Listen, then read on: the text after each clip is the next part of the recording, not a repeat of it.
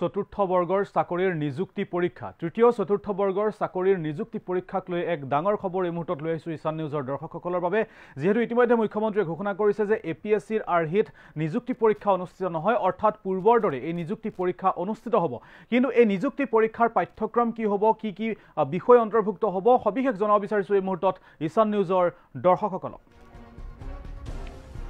তৃতীয় চতুৰ্থ বৰ্গৰ চাকৰিৰ নিযুক্তিক লৈ ডাঙৰ খবৰ এপিএছচিৰ আৰ্হিত অনুষ্ঠিত নহয় ৰাজ্যৰ নিযুক্তি পৰীক্ষা ইতিমধ্যে যেহেতু মুখ্যমন্ত্ৰীয়ে ঘোষণা কৰিছে যে এপিএছচি পৰীক্ষাৰ আৰ্হিত অনুষ্ঠিত নহয় পূৰ্বৰ দৰে নিযুক্তি পৰীক্ষা অনুষ্ঠিত হ'ব বুলি মুখ্যমন্ত্ৰীয়ে ইতিমধ্যে স্পষ্ট কৰিছে যেহেতু এই বিষয়টোক লৈ চৰ্চা চলিছিল দুই এদিনৰ ভিতৰতে পাঠ্যক্ৰম প্ৰকাশ পোৱাৰো সম্ভাৱনা আছে স্নাতক আৰু উচ্চতৰ মাধ্যমিক পৰ্যায়ৰ পাঠ্যক্ৰমৰ পৰাই প্ৰশ্নকাকত প্ৰস্তুত কৰা হ'ব অৰ্থাৎ স্নাতক আৰু উচ্চতৰ মাধ্যমিকৰ পৰা আহিব 14,000 পদৰ বাবে 18 লাখ যুৱক যুৱতী আবেদন কৰিছে আনহাতে ৰাজ্যৰ 2100টা কেন্দ্ৰত অনুষ্ঠিত হ'ব এই নিযুক্তি পৰীক্ষা ইতিমধ্যে লক্ষ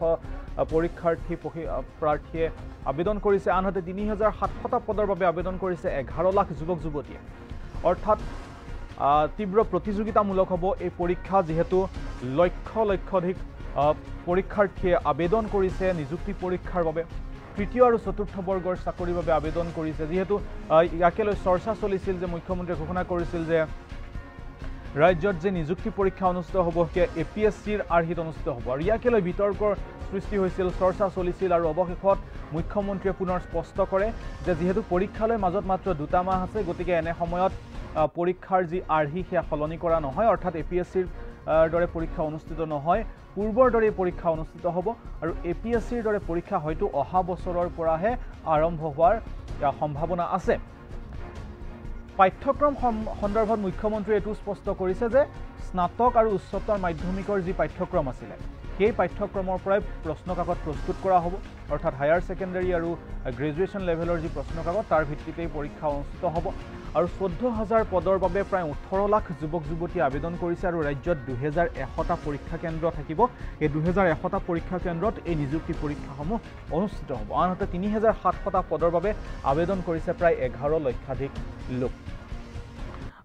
শিক্ষাৰ্থীয়ে আবেদন কৰিছে প্ৰায় লক্ষাধিক চাকৰি প্ৰত্যাশীয়ে আবেদন কৰিছে এই তৃতীয় আৰু চতুৰ্থ বৰ্গৰ চাকৰিৰ বাবে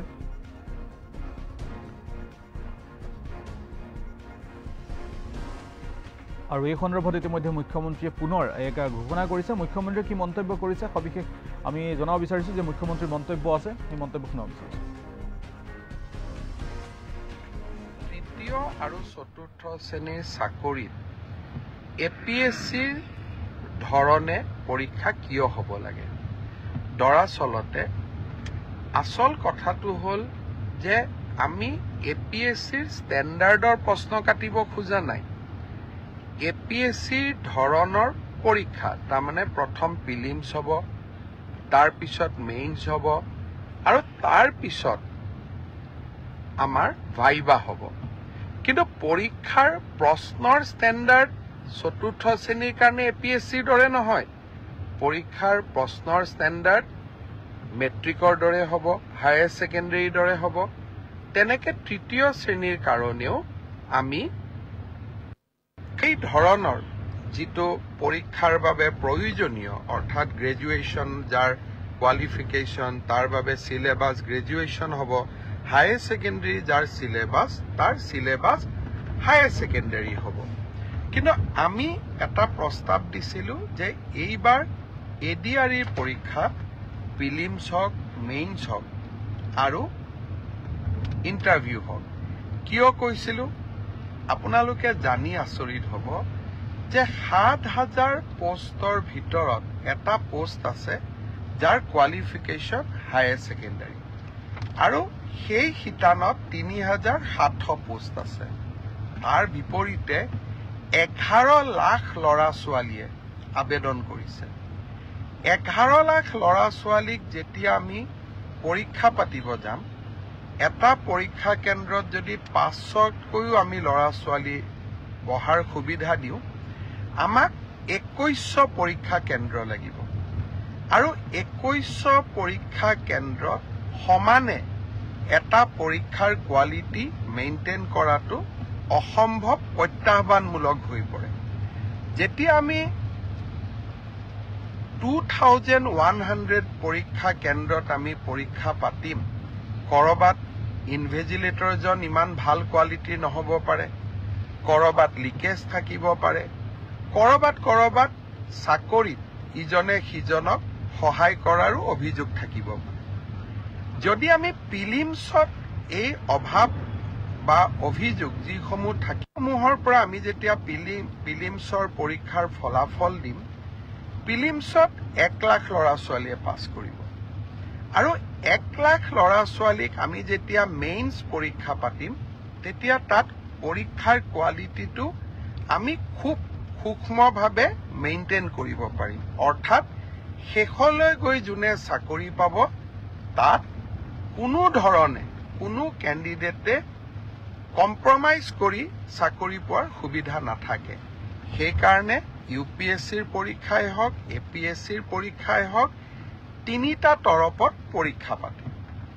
পৰীক্ষাৰ প্ৰশ্ন কাকতবোৰ APSC UPSCৰ দৰে নহয় দুজন মানে কৈ আছে চতুৰ্থ শ্ৰেণীৰ কাৰণে APSCৰ দৰে পৰীক্ষা কিয় হ'ব লাগে চতুৰ্থ শ্ৰেণীৰ ইণ্টাৰভিউত APR জনে ক্লাছ 10ৰ ষ্টেণ্ডাৰ্ডে পৰীক্ষাৰ প্ৰশ্নৰ উত্তৰ দিব কিন্তু প্ৰিলিমছ আৰু মেইনছৰ মাজেদি যেতিয়া সৰকি আহিব তেতিয়া চাকৰি যোগ্যজনে পাব মোৰ এটাই লক্ষ্য আছিলে যে চাকৰি যাতে যোগ্যজনক বাদ দি আন কোনোৱেও নাপায় কাৰণ চৰকাৰী চাকৰি যোগ্যতাৰ আধাৰত হলে আমাৰ ছাত্ৰ ছাত্ৰীসকলৰ শিক্ষা ব্যৱস্থাৰ ওপৰত আস্থা উভতি আহে যোৱাবাৰ আমাৰ এটা পৰীক্ষাত কেণ্ডিডেট আছিল 6 লাখ এইবাৰ এটা পৰীক্ষাত হ'ব আমাৰ কেণ্ডিডেট 11 লাখ প্ৰিলিমছ মেইনছৰ মাজেদি আমি আহিলে আমাৰ বহুখিনি চেক এণ্ড বেলেন্স আমি কৰিব পাৰিলোহেঁতেন কিন্তু যি নহওক মই বিশ্বাস কৰোঁ যে চৰকাৰৰ সিদ্ধান্ত যিমান হওক আমি বিতৰ্কৰ ঊৰ্ধত ৰাখিব লাগে দুই এজন ৰাজনৈতিক দলেই হওক বা আমাক বেয়া পোৱা দুই এজন ব্যক্তিয়ে হওক চৰকাৰৰ প্ৰতিটো কথাতে তেওঁলোকে বিতৰ্ক হোৱাটো বিচাৰে আৰু বিতৰ্কৰ পৰা তেওঁলোকৰ যে কিবা লাভ হয় এনেকুৱা নহয় যেন বিতৰ্ক কৰি চৰকাৰখনৰ ভাল প্ৰচেষ্টাসমূহকো তেওঁলোকে যাতে কৰবাত নিগেটিভিটিলৈকে ৰূপান্তৰ কৰিব পাৰে সেইবাবে ময়ো সাৱধানে থাকিব খুজিছো এইবাৰ আমি প্ৰিলিমিনাৰী পৰীক্ষা নাপাতো মেইনছ আৰু ভাইবা ভচিৰ মাজেদিয়ে আমি পৰীক্ষাৰ ৰিজাল্ট দিম অৱশ্যে 11 লাখ ছাত্ৰ ছাত্ৰীয়ে যেতিয়া 2100 পৰীক্ষা কেন্দ্ৰত পৰীক্ষা দিব ই এটা ভীষণ প্ৰত্যাহ্বানমূলক হ'ব কেনেকে পৰীক্ষা পাতিব পাৰিম 2100 স্কুল কলেজ ই এটা ডাঙৰ প্ৰত্যাহ্বান হ'ব চৰকাৰী বিষয়াসকলে এই বিষয়ে আলাপ আলোচনা আৰম্ভ কৰিছে ৰাইজৰো সহযোগিতা লাগিব কি ধৰণে পৰীক্ষাটো বিতৰ্কৰ ওপৰত ৰাখিবৰ কাৰণে ৰাইজৰো আমি সহায় ল'ব পাৰো তাৰ বিষয়ে আমি চিন্তা চৰ্চা কৰিছো সময়ত আমি আপোনালোকক কম 3 অক্টোবৰৰ পৰা পুলিচৰ ইণ্টাৰভিউ আৰম্ভ হ'ব তাত এনেকুৱা কোনো অসুবিধা নাই যোৱাবাৰ যেনেকৈ নিযুক্তি হৈছিল এইবাৰো হ'ব আৰু শিক্ষকৰ নিযুক্তিৰ ক্ষেত্ৰতো আমি ইতিমধ্যে ব্যৱস্থা আৰম্ভ কৰিছো আৰু ইয়াতো বহুত বেছি বিতৰ্কৰ অৱকাশ নাই আৰু এইবিলাকত নিশ্চিত কোৱালিফিকেশ্যন লাগে কাৰণে কেণ্ডিডেটৰ সংখ্যাও কম কিন্তু তৃতীয় আৰু চতুৰ্থ শ্ৰেণীত এইবাৰ অসম্ভৱ প্ৰাৰ্থীয়ে আবেদন কৰিছে সৰ্বমুঠ 18 লাখ আবেদন এই 14,000 পোষ্টৰ কাৰণে আমাৰ ওচৰলৈ আহিছে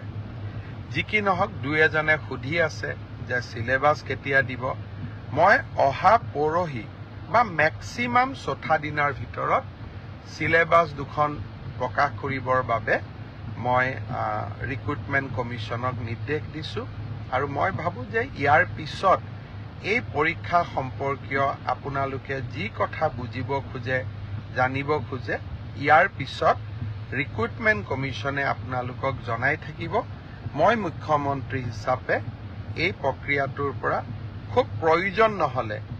আজিৰে পৰা আঁতৰত থকাটো উচিত হ'ব। অৱশ্যে কৰবাত ভুল ভ্ৰান্তি থাকিলে, কৰবাত কিবা বুজাত অসুবিধা হ'লে, কৰবাত স্পষ্টীকৰণৰ প্ৰয়োজন হ'লে নিশ্চয় মই আপোনালোকক এই ধৰণে ফেচবুক লাইভে হওক বা সাংবাদিক মেলত আহি আপোনালোকক মই বুজাবৰ বাবে বা আপোনালোকক চৰকাৰৰ স্থিতি স্পষ্ট কৰিবৰ বাবে মই চেষ্টা কৰিম।